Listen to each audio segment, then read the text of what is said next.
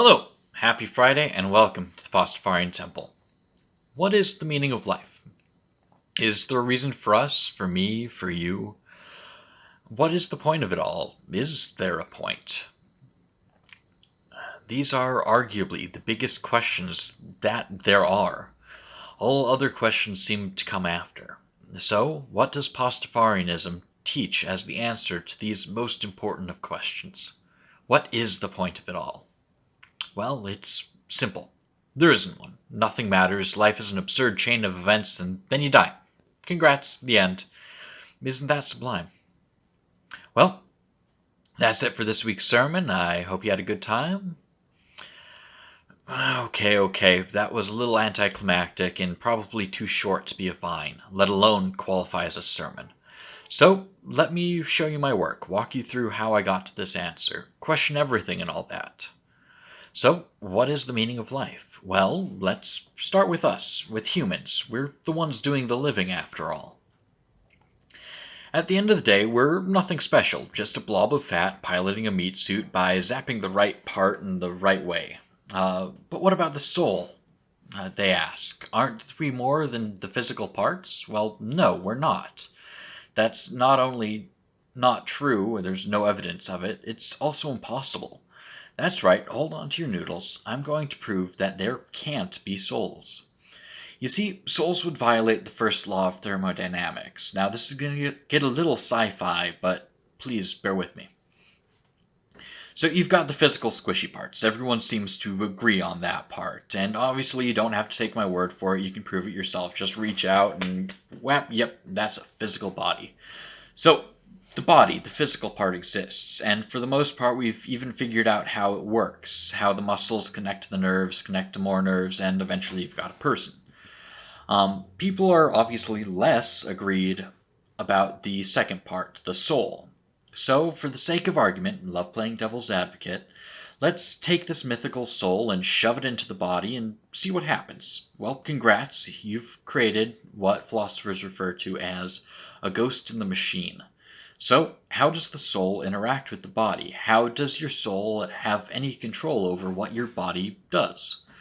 Well, it doesn't. It can't. If this being from the realm of spirits somehow manipulated or controlled something in the physical world, it would be adding energy, which we know is impossible under Newton's first law. Which means that the ghost can't be controlling the body. With me so far? Alright. Now, one philosopher, Gottfried Wilhelm Leibniz, got around this by claiming that the soul and the body just don't interact.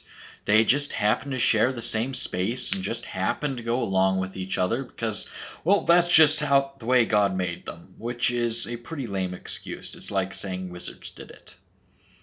So, excluding the existence of soul wizards, a body with a soul would have to function exactly the same as a body without a soul, in order not to break physics. Not adding or taking anything from the body or interacting with it in any way, which is to say that souls functionally wouldn't exist. Was etiam, boom, soul's disproven. Now, no soul. What does this mean? That means that we're temporary. This blob of fat, that's it. There's no eternal part of us that goes on after we die. We just get one go at this. No second chance, no staying after to get extra credit. That's it. When we're done, it's done. We were nothing and we go back to nothing. And if this is it, if what we can see and interact with in the physical world is all we get, then how could there possibly be a greater purpose? To put it simply, there can't be. Not on any scale that matters. Fun thing about infinite time is that any time period that's not infinite becomes infinitely small and infinitely pointless. And here's where Pastafarians get weird. We see this as a good thing. It sets us free. Life is and only is what we make of it. We don't dilute our existence with the promise of something better tomorrow. We get to greet each day as something special unto itself, something that we get to make important, that we get to add meaning to, our own meaning to. We understand that life is far too short to take seriously. Because of this understanding, Pastafarians should take joy in the little things. Revel in every experience that life can give us, even the less than pleasant ones.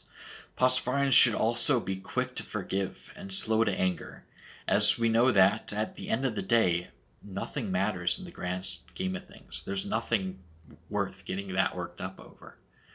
To wrap up our sermon today, I'd like to paint a word picture. You're walking along a beach. It's a gorgeous day.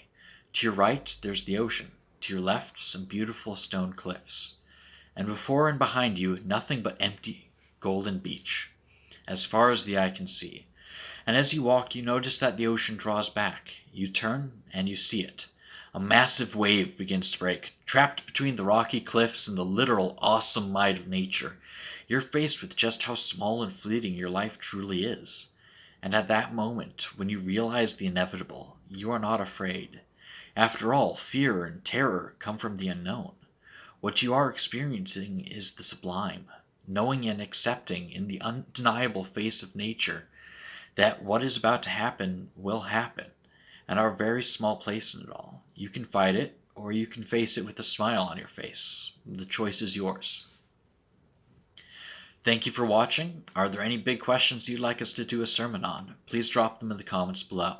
Again, happy Friday, and may you be touched by his noodly appendage. Ramen.